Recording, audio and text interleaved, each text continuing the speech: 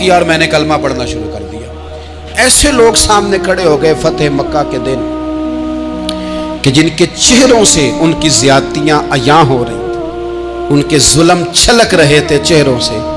हुजूर के सामने खड़े हैं, कांटे बिछाने वाले भी, रोड़े मारने वाले भी, गले में रस्सियां डाल सारे खड़े हैं।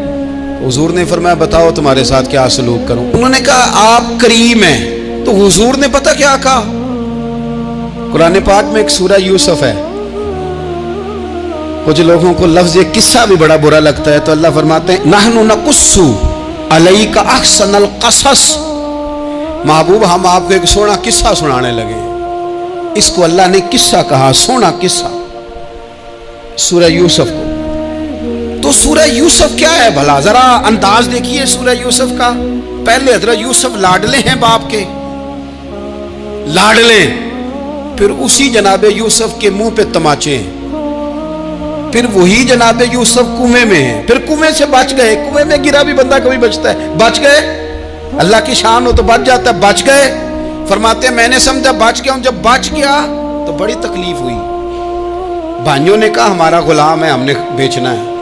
सगे भाइयों ने बेचा, जो बाप की तरफ से सगे थे बेचा। फरमाते हैं मैं बिका, अब बड़ा परेशान था कि यार कभी आप गौर करें ना, किसी का रेट लग जाए। फरमाते हैं अब बड़ा परेशान था, और जब मैं मिस्र में गया तो मैं कोने में खड़ा हूं और लोग मुझे खरीद रहे हैं। मोहब्बत में ये किस्सा सुनाना तो आसान है कि बीबी अट्टी लेके आ गई थी, पर जो बेकरा है उसका भी तो हाल देखो ना क्या है, इसका रेट लग रहा है, ये भी तो बड़ी। और जनाब यूसुफ कहते हैं फिर अजीज मिस्र ने खरीद लिया, तो बादशाह के घर गया तो कुछ सुख का सांस आया। ये हजरत यूसुफ हैं, ये लाडले हैं। फरमाते हैं सुख का सांस लिया ही था कि जनाब जुलेखा ने इल्जाम लगाया, और वो गलती माज़अल्लाह जिसका तसव्वुर भी नहीं, उसकी पादाश में सालों जेल काटा। लेकिन खुदा की हिकमत है ना, अल्लाह का करम है ना, जिस मुल्क के वो कैदी थे रब ने उसी मुल्क का हुक्मरान भी बना दिया। ये अल्लाह की हिकमत है ना, तकाजे हैं ना। सुबह के तख्त नशीं शाम के मुजरम ठहरे, हमने पल भर में नसीबों को बदलते देखा। वो जो चाहे जब चाहे कर दे। तो जब वही भाई मजबूर होकर सवाली बनकर सामने आए हैं, पता क्या होता है, बंदा माफ कर देता है, बहुत सारे लोग माफ करते हैं, पर कहानियां सुना के पता जे ना उदों की आख्या साजे, पता जे ना उदों की कीता साजे, फिर पता जे ना तुसी ये भी आंदे सो, ये सारी कहानियां सुना के। लेकिन हजरत यूसुफ के सामने खड़े हो गए, जनाब यूसुफ ने बात छेड़ी कोई नहीं, फरमाया तुमसे बात ही कोई करनी, जाओ तुम्हें सारा कुछ माफ किया। अब जब ये लोग मक्के वाले हुजूर के सामने खड़े, इस तरह माफी देनी चाहिए। ये जब सामने खड़े हुए तो हुजूर ने फरमाया पता है तुम्हारे साथ क्या सलूक करने वाला हूं। कहा हुजूर नहीं। फरमाया वही जो जनाबे यूसुफ ने भाइयों के साथ किया था, पिछला सफा पलटना ही कोई नहीं, जाओ तुम्हें माफ किया, जाओ तुम्हें माफ किया, जाओ तुम्हें माफ किया। और सिर्फ माफ नहीं किया, साथ इज्जत भी दी। सबसे ज्यादा मुकाबले तो हजरत अबू सुफियान ने किए थे ना,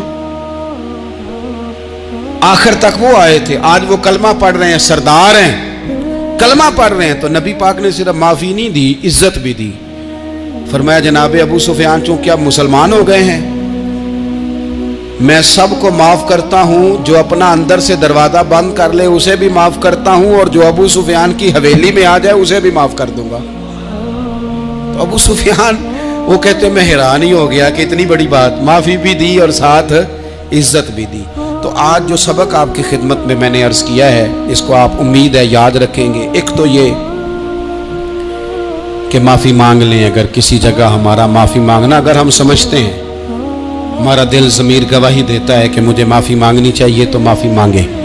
और दूसरा फिर माफी दें भी, और माफी दें सियासी सुलह ना करें, माफी दें तो फिर वाकया ही दें, दिल से दें। और आखिरी बात यह कि जिस तरह हमने लोगों से माफ़ी लेनी है और माफ़ी देनी है, इसी तरह जहाँ हमसे शरई कबाहतें हुई हैं, इखलाकी कमज़ोरियाँ हुई हैं, एक बात तो अच्छी तरह समझ लें कि नफल पढ़ने से हुकूकुल इबाद नहीं माफ़ होते, वो बंदे से माफ़ी मांगने से ही होते। सारी रात को बंदा तस्बीह पढ़े, اور کہے کہ میں نے اماں کی نافرمانی کیا تو معافی ہو جائے گی، نہیں، وہ اماں ہی معاف کرے گی تو معافی ہوگی، وہ ابا ہی معاف کرے گا تو پھر ہی معافی ہوگی۔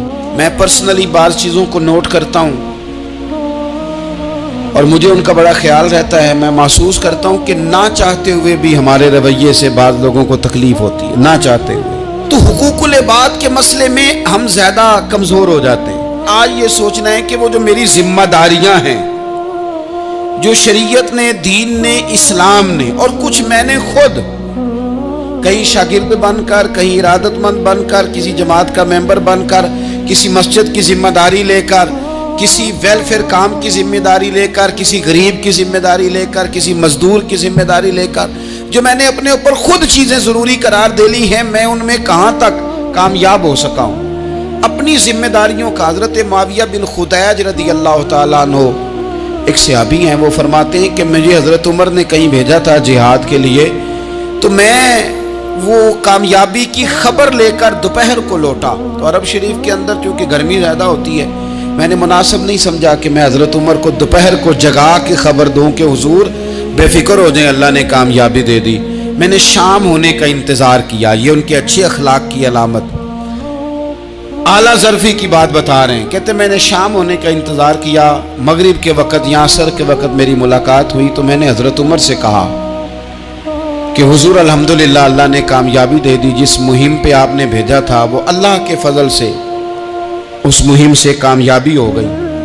تو حضرت عمر فرمانے لگے دیر سے کیوں آئے، مجھے تو امید تھی کہ تم سرے دوپہر آ جاؤ گے۔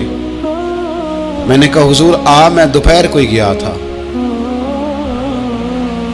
دوپہر کو ہی گیا تھا، پر سوچا کہ آپ آرام میں ہوں گے۔ کیا جواب ہے، اور کیا اس جواب کے اندر بہت سارے لوگوں کی ترجمانی ہے۔ حضرت عمر فرمانے لگے آرام کرتا تھا میں، پر وہ دور گزر گیا، اب تم دوپہر کی بات کرتے ہو، اب تو رات کو بھی کم ملتا ہے۔ وہ تھا ایک دور، اب جب اپنے ذمے خود ذمہ داریاں زیادہ لے لی، اب کیا پتا کہ کوئی کہاں سے چل پڑا ہے تجھے ملنے کو۔ وہ دور گزر گیا جب تو سوتا تھا، من چاہی زندگی بتاتا تھا، اب تو نے خود یہ فیصلہ کیا ہے، اب تو میں بھائی تم دوپہر کی بات کرتے ہو، میں تو رات کو بھی گشت کرتا ہوں کہ کوئی ضرورت مند تو نہیں، کوئی حاجت مند تو نہیں۔ تو جو ہمارے ذمہ داریاں ہیں ان میں نازک حد تک امام بہقی روایت لائے ہیں، ایک صحابی تھے جو حضور کو ہنسایا کرتے تھے، حضور کو ہنساتے تھے، نبی پاک کو بڑے پیارے تھے۔ اس طرح کے بھی کچھ بندے ہونے چاہیے، اس طرح کے بھی کچھ بندے۔ صحابہ کرام علیہم رضوان فرماتے ہیں جب حضور غم امت میں پریشان ہوتے تھے تو ہم منتظر ہوتے تھے کہ کبھی وہ ہنسانے والا آج آ جائے نا، دو چار باتیں ایسی کر جائے نا ہنسانے والی۔